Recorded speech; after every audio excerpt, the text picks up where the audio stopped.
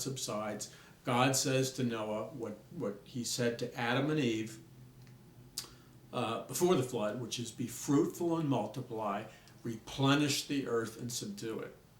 And so the mandate from God was to procreate, and he allowed the animals to procreate, and they had to repopulate the entire planet Earth with purified DNA. Now, this is true.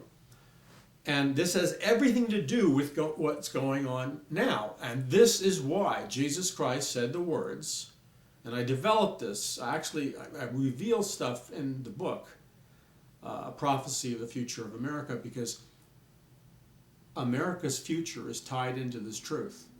And here's why. Jesus Christ said, as it was in the days of Noah, so it will be in the days of the coming of the Son of Man. Jesus Christ was very methodically telling you and I that in the last days there was going to be a repeat of what happened in Noah's day. Now, what is it that happened in Noah's day? Well, there was two things. There was wickedness, perversion, and violence. God had to judge that.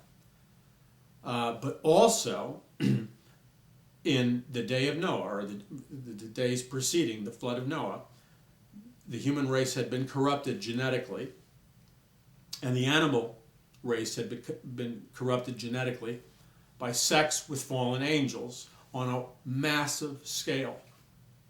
That's what Christ was talking about. The Benai Elohim. As it was in the days of Noah, so it will be in the days of the coming of the Son of Man. Jesus Christ is saying that in the last days, prior to his return to planet Earth, there is going to be a massive resurgence of human women being impregnated by fallen angels and the return of the Nephilim. But Jesus Christ is also including in that definition the totality of what really happened prior to the flood, and that was the genetic alteration of the DNA of animals, because Christ was saying that in the last days that the animal DNA will once again be infected on a massive scale with the DNA of fallen angels. Now, this can happen through a variety of mechanisms.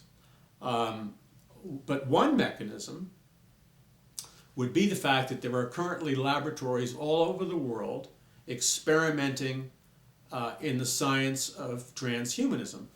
And what they're doing is interspecies breeding. And we know for a fact that they're joining the DNA of animals with human beings to create super soldiers and a superhuman race, because they want certain genetic attributes from animals like night vision and the ability to go long distances without sleep. So they're doing some very, very freaky genetic experimentation, like on the Island of Dr. Moreau type movie, where humans and animals are being mated genetically, okay? And the offspring is grotesque and bizarre, because some of the pictures have leaked out, and I saw it was the most hideous picture I think I've ever seen in my life. It was like a horror movie. It was a pig with a human's head, but the human's head was distorted because it was pig-like, and it was obvious that this must have resulted in the joining of pig DNA and human DNA. And there are many who believe that there is now access to Nephilim DNA that is being covered up in a tremendous secret. And so they believe there's the joining of Nephilim DNA and fallen angel DNA with human DNA and animal DNA. And so we have the words of Jesus Christ, as it was in the days of Noah, so it will be in the days of the coming of the Son of Man. In addition to that, we simply can have the fact that these fallen angels, these angels are coming to the earth in large numbers once again, impregnating human women and producing Nephilim. And the whole UFO, alien, ET thing plays a major role in that, because if you notice that in most of the narratives of the aliens and the ETs and the UFOs. People are saying that their bodily orifices, and I won't get into the specifics, are being explored by the aliens aboard spaceships, which implies the aliens playing around with their reproductive organs and all kinds of things.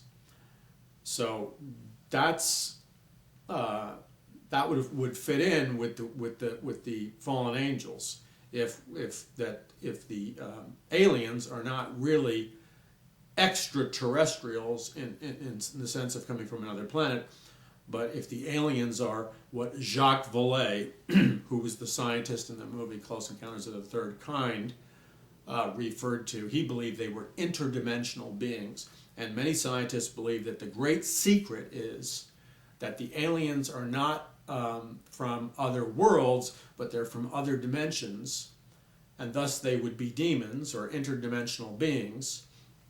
And just like it was in the days before the flood, and this is what a lot of people don't understand, they have a massive fallacy in their thinking. The fallen angels, the fallen angels, when they descended to earth on Mount Hermon, which was near Phoenix and Phoenicia, and by the way, Phoenicia is connected to the planet Mars because the cities of Phoenicia, which would have been Cydonia, corresponds to Cydonia on Mars, and the face of Mars, and the so-called architecture on Mars. So you have corresponding cities in Phoenicia and Mars, and you also have Cairo, which is connected to Mars. And it's very interesting that the main thrust of our space exploration in terms of curiosity and where we plan to inhabit a planet, is the focal point is all on Mars, and there's a reason for that that I will get into. I'm getting into in the book, and hopefully I'll get into further on. Okay, so as it was in the days of Noah, so it will be in the days of coming, the Son of Man. Now, the fallacy is this. The fallacy is that that fallen angels or demons cannot use and develop technology. The fact of the matter is, fallen angels have imparted to mankind, since their arrival before the flood, highly advanced mathematical equations. The fallen angels have imparted to man highly advanced scientific technologies, science, technology, and mathematics and mathematical equations, and Pythagorean theory, and all kinds of things. Mathematics that is way beyond the level of mathematics that we possess today.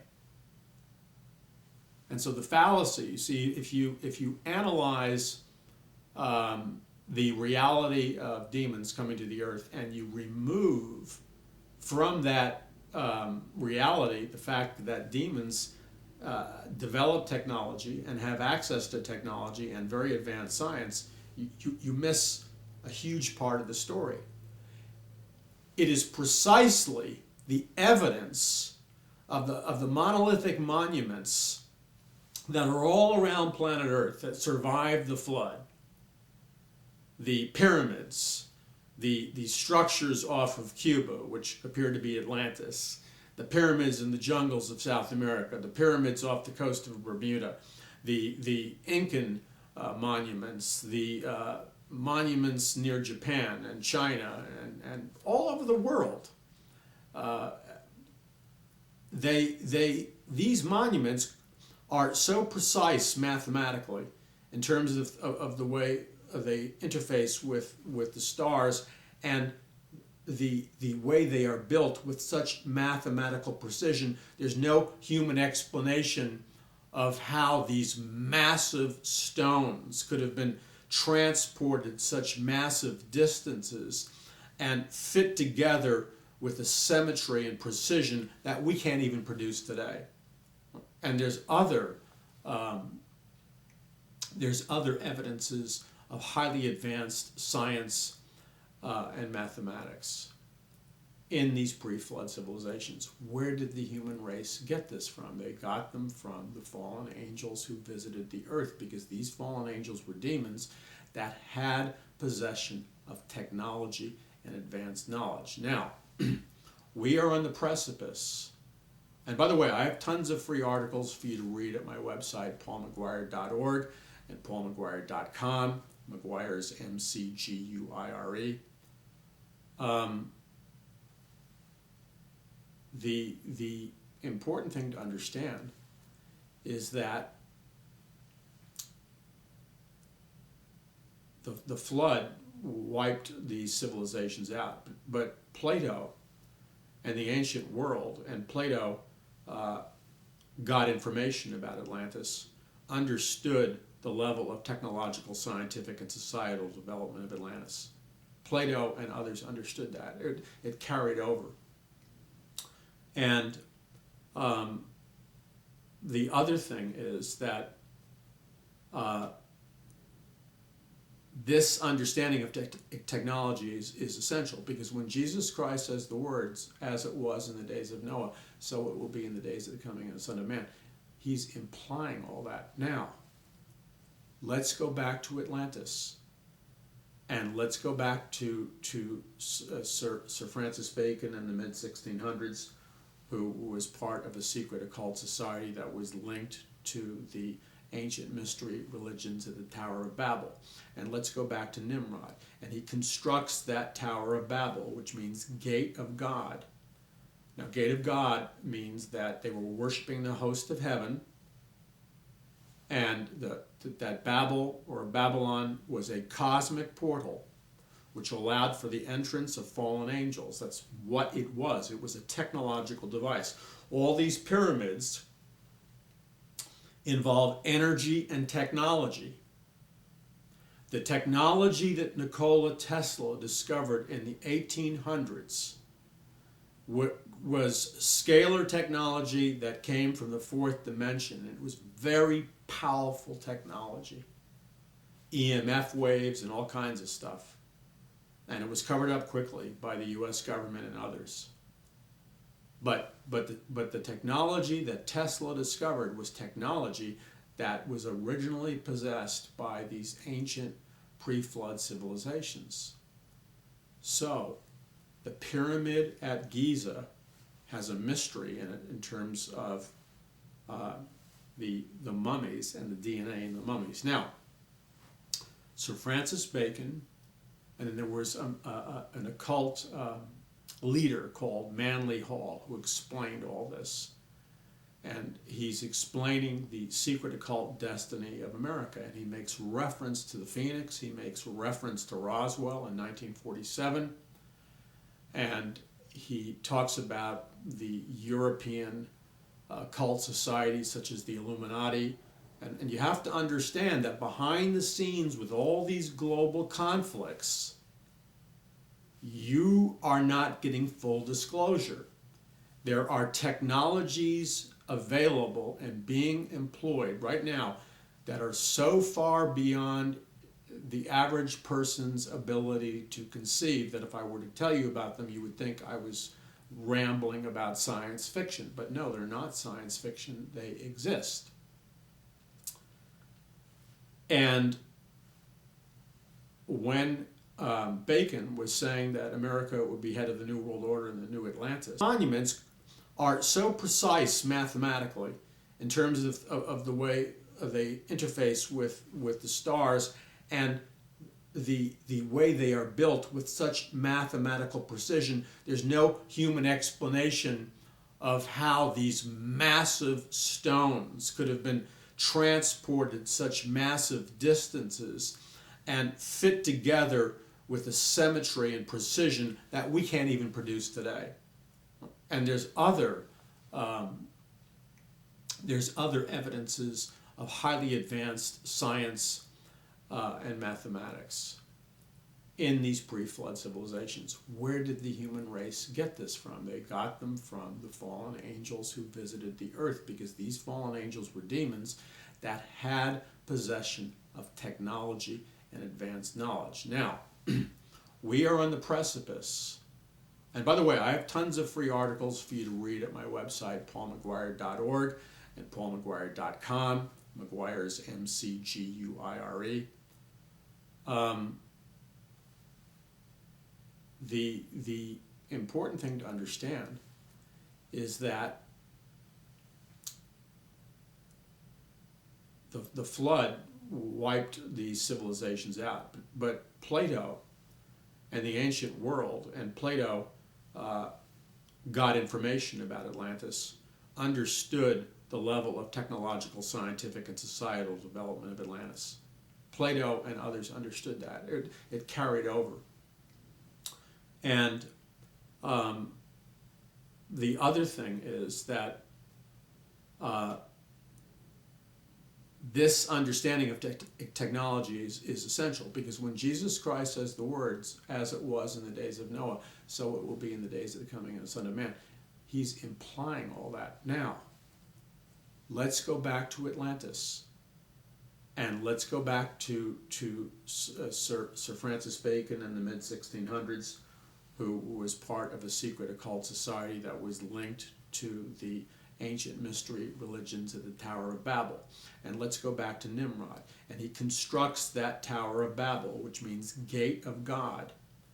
Now, Gate of God means that they were worshiping the host of heaven, and that Babel, or Babylon, was a cosmic portal which allowed for the entrance of fallen angels. That's what it was. It was a technological device. All these pyramids involve energy and technology.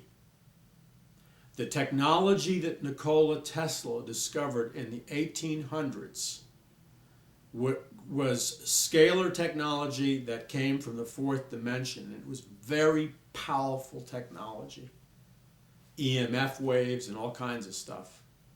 And it was covered up quickly by the US government and others. But the technology that Tesla discovered was technology that was originally possessed by these ancient pre-flood civilizations.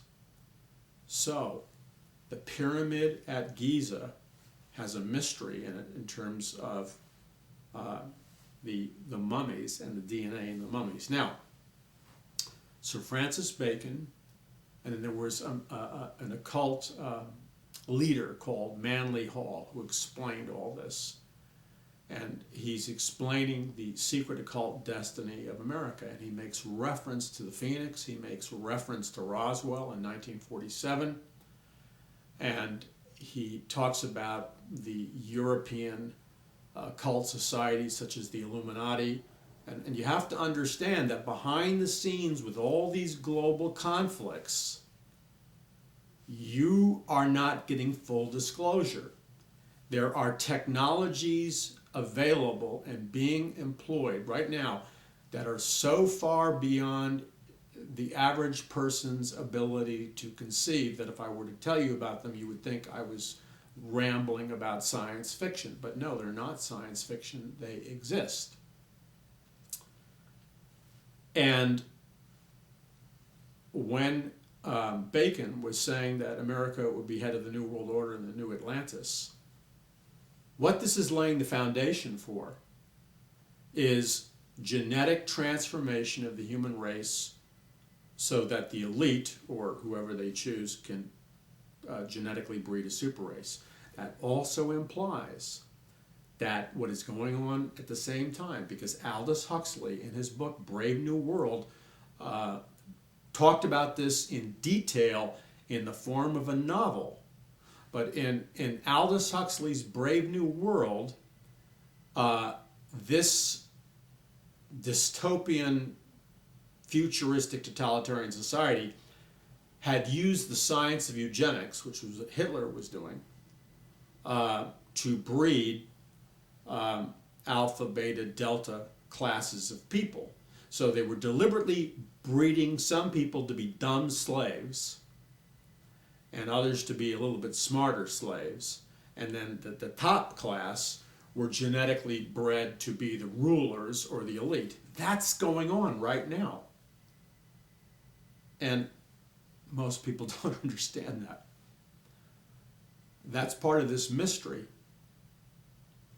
And that's why we see this architecture and these symbols, that these occult symbols that were previously hidden prior to 2012 are now surfacing in places like the Olympics, like the pop music industry, in architecture, in films, because 2012 was what Aleister Crowley said would be the beginning of the new eon, A-E-O-N, the new age. And so the secret occult elite, which is ruling the world, because they are the forces of the Antichrist, and they're setting up society for the arrival of the Antichrist, if he's not already here. So the Antichrist can rule over this one world government, one world religion, one world economic system. Because the Bible talks not only of an Antichrist, but a false prophet who's head of a one world religion. And then, of course, there's the distribution of the mark of the beast, which comes, and you have to reject Christ and worship the Antichrist. And I talk about this in my free e-blasts and intelligence reports and books and DVDs and so on and so forth. All of this, everything that I've just described to you, is running on a parallel track with Bible prophecy. But notice the massive transformational change in public imagery and displays of symbols that are hardcore satanic and occultic in nature by pop musicians, by the Great Britain Olympics, which had satanic images all over it. I have free articles at paulmcguire.org and paulmcguire.com along with the pictures. They had satanic symbols everywhere. They had a mock Tower of Babel. They had Ashtoreth. They had Babylon. They had transhuman creatures. I could go on for just describing in precise detail. The whole world was bombarded with Luciferian satanic symbols and images. There was in former province of the Soviet Union, there's a city called Astana in Kazakhstan, and it's the first modern Luciferian occult city. I have pictures of it on my website, paulmcguire.org and paulmcguire.com. And he has built this city with oil money in the middle of nowhere, and every part of this city, it's like a futuristic occult city. It's got pyramids, which is an occult symbol. It's got this tower where he can put his hand, which is very demonic. And there's all this Luciferian and demonic architecture and symbols all over this massive futuristic city. And to top it all off, through Google Earth satellite search, they drew a giant satanic pentagram in northern Kazakhstan as kind of a message to the world that this is a city of Satan and Lucifer. This has never happened before, and it's happening on purpose. There's a convergence of Luciferian satanic forces, and they're coming out in the open. Now, I was at the in Los Angeles at the Dodgers game really recently, and it was a huge game. And you know, they would do the television close-ups of the celebrities who were sitting in the stands, and there was a number of celebrities, but they did a close-up on the hip-hop entrepreneur Jay-Z, that every teenager knows who he is, and they know his relationship to big hip-hop, female hip-hop artists that he promotes. And in front of all these parents, at the beginning of the baseball game, he gives, on the close-up, with the camera staying on him, the Luciferian symbol of the Illuminati pyramid, which is on the back of the dollar. He's giving the sign of satanic worship openly. He does it all the time. And then he makes the gesture of the hand of the devil. Now, he's sending a message, and every kid gets it. The adults may not get it. But it's open Luciferian worship and imagery. You look at all the hip-hop videos by a variety of artists, and you see an escalation in sexual perversion. What's her name? Miley Cyrus. Okay? It's pornographic dance maneuvers.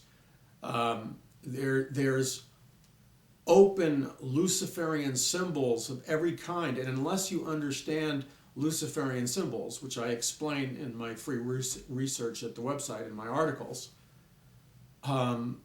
you won't understand just how enormous the download is of satanic and Luciferian imagery. It's all over these videos. Not to mention monarch mind control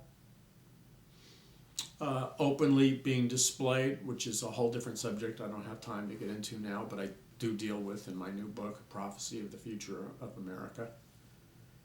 And you see that children, beginning at 6 years old and younger, are receiving a massive download of ultra hyper sexual perverse images, S&M, bondage. I don't want to get descriptive, but you know what? I should get descriptive because your kids are looking at it. So if I'm hiding it from you as an adult to an adult, your kids are watching the full enchilada, no pun intended. Pornographic messages, girls in chains, whips, sex slaves. I mean, we're talking about threesomes. The biggest artist, one of the biggest hip-hop artists in the world, and many of you know this, is Minaj, coming from the French word ménage à trois, a threesome, a sexual threesome. And she sings openly, and I talk about it in my book, Prophecy of the Future of America. She sings openly about, she calls him Roman Zolanski, which is using the words Roman Polanski, who was the film director, and I talk about this in my book and my free articles. I expose the whole thing. Roman Polanski was the film director who did Rosemary's Baby. His actress wife was Sharon Tate, who was pregnant and murdered by the Charles Manson cult family in Southern California in a brutal murder. Rosemary's Baby, it is alleged, I have to be careful what I say, it is alleged that many of the actors and the key people involved in the film were members of a satanic cult. And let's leave it at that. Sharon Tate was brutally murdered. The building, which the movie Rosemary's Baby, this is an old movie, but it's about demonic possession. The movie's about,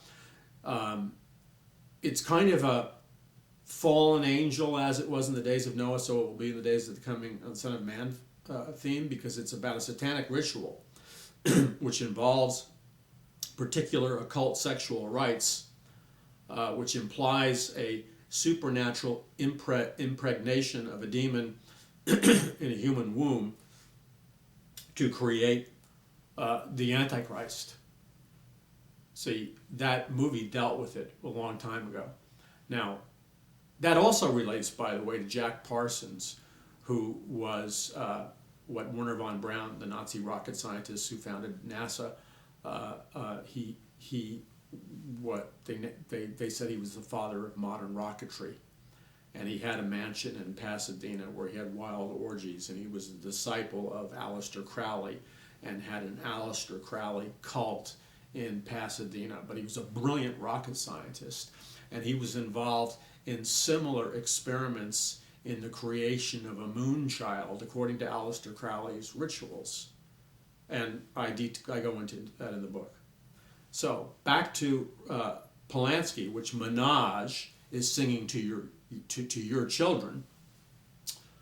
The movie was filmed in the Dakota building where John Lennon was killed, in the exterior of that building, and there's a lot more to that. I'll just leave it there for the moment. So why is Minaj singing about Roman Polanski, who, by the way, was thrown out of the United States for allegedly raping a 13-year-old girl? I won't describe the nature of the rape out of delicacy, and he was thrown out of the U.S. Why did all this happen? Why is Minaj showing you Illuminati symbols, satanic symbols? Jay-Z wears a t-shirt which says, "Do what thou will." That's the motto of Satanism that came from Aleister Crowley. Do what thou will means do whatever you want. That's the satanic commandment. Do whatever you want. Why are these musical artists promoting I could go down, Lady Gaga, Madonna. Some of you adults saw Madonna at the Super Bowl and you understood that there was some kind of occultic imagery going on, but I detail it in my book and I detail it on my website and stuff, but I expose it. She was doing a reenactment with a counterfeit seraphim in the Holy of Holies. She was wearing Viking attire, which alludes to the Nordic occult gods that the Nazi occult scientists were worshiping. That's just the tip of the iceberg. Why the download? I could name so many artists, Beyonce and others.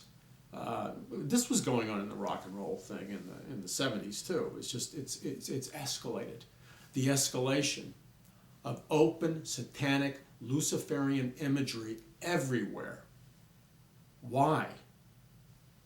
It's at public events, it's at Super Bowls, it's at the Olympics, it's now being flaunted. Why is this? Because we are in, officially, according to the occult, the new age, or the new eon, which is the time of the reign of Lucifer.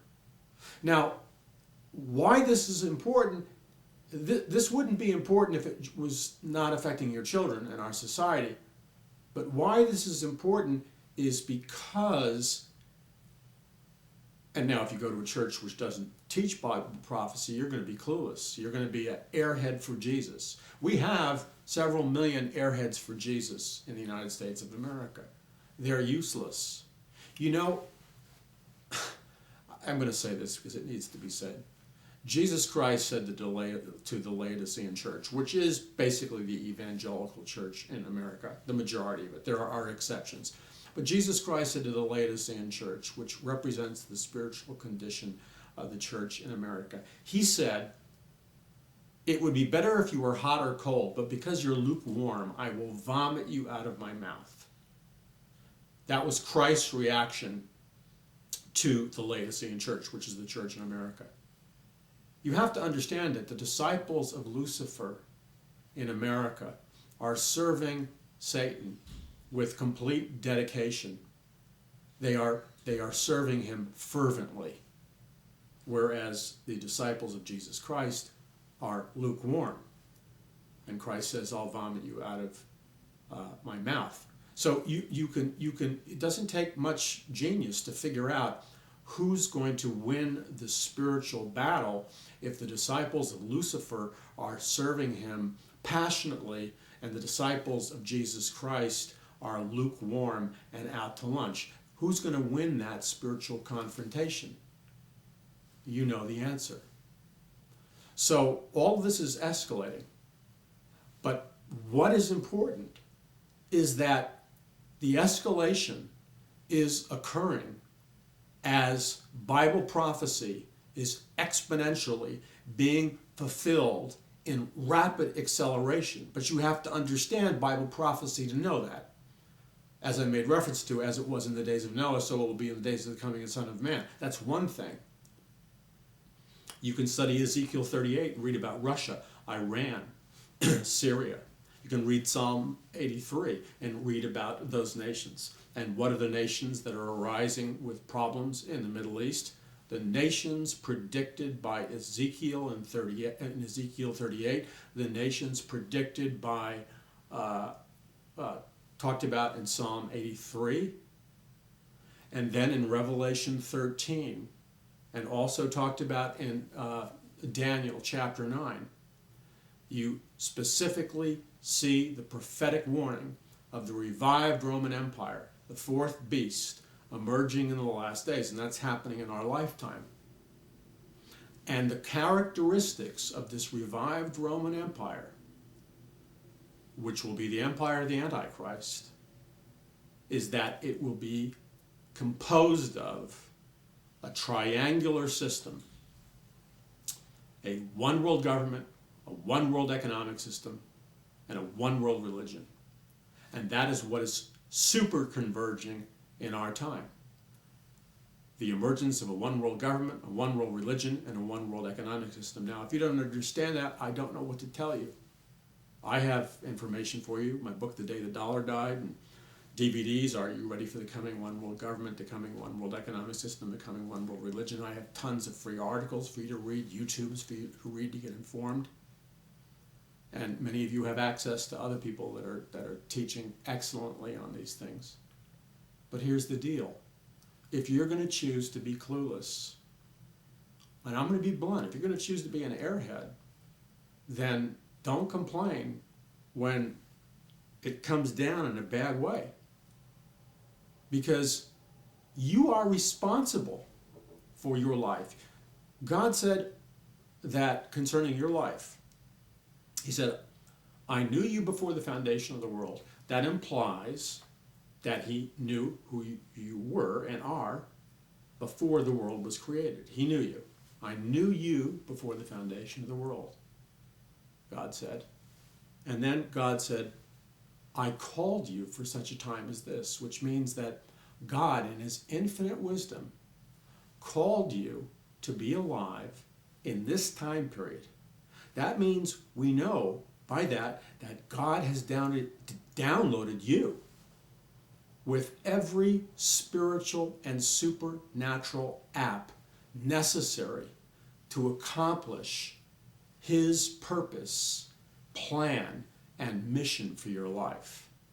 See, you as a person and me as a person, we've been downloaded with every app that we need to fulfill the mission impossible. But it's not impossible if we're operating in the dunamis power of the Holy Spirit. But we are required to activate the apps that God has placed in us and to learn how to use them. Those are our resources. That's what makes us effective. So God called you for such a time as this. That means He placed you in this nation or whatever nation you're listening to me in for a mission. Well, what's the mission? Well, He told us what the mission was. Jesus Christ said, fulfill the Great Commission. Go into all the world and preach the gospel. So that means evangelism. Make disciples of all nations. That means give people a biblical worldview. Teach them about what the Bible really means and connect the Bible to all aspects of reality, sexuality, economics, politics. The Bible is to be integrated with the real world. That's what it means by making disciples of all nations. Go into all the world and preach the gospel. And Jesus Christ also said, occupy until I come. Now, a lot of people seem to have forgotten that mandate.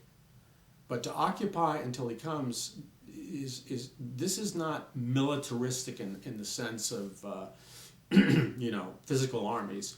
He means as a spiritual army, occupy the territory that God has given you to occupy, to preserve, to protect from the forces of darkness, because there are forces of darkness opposing the work of Christ in this world. The people in the occult know that. The Apostle Paul said, for our fight is not against flesh and blood, but against principalities, against powers, against the dark unseen forces of wickedness in heavenly places. That's our arena of combat. but we fight those with spiritual weapons. How do we do that? Well, evangelism, the Word of God, and spiritual warfare with overwhelming force. We need to know how repentance and intercessory prayer and the power of prayer and evangelism can transform the course of a nation.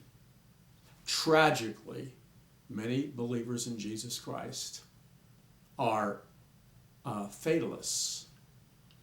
They perceive themselves as victims. The Bible doesn't teach fatalism. The Bible doesn't teach victimhood. It's true that God has an end-time prophetic plan, and no one can undo what God's end-time prophetic plan is. It's sovereign. But within what constitutes God's end-time prophetic plan, God gives us a lot of freedom, a lot of room to maneuver. And therefore, we are never to be fatalistic.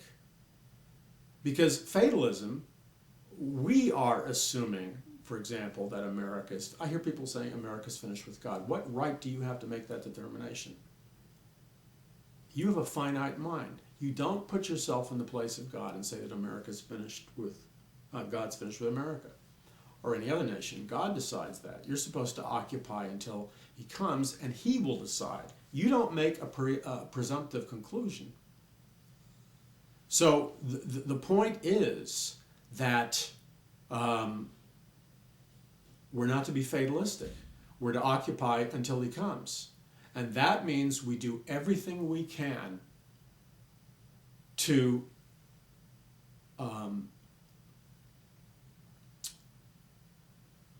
release the power of God and the truth of God and the light of God into our nation. And that's through wisdom and intelligence and the Spirit of God and the Word of God. And when God gives you a plan, you're supposed to obey his commandment. So, here's how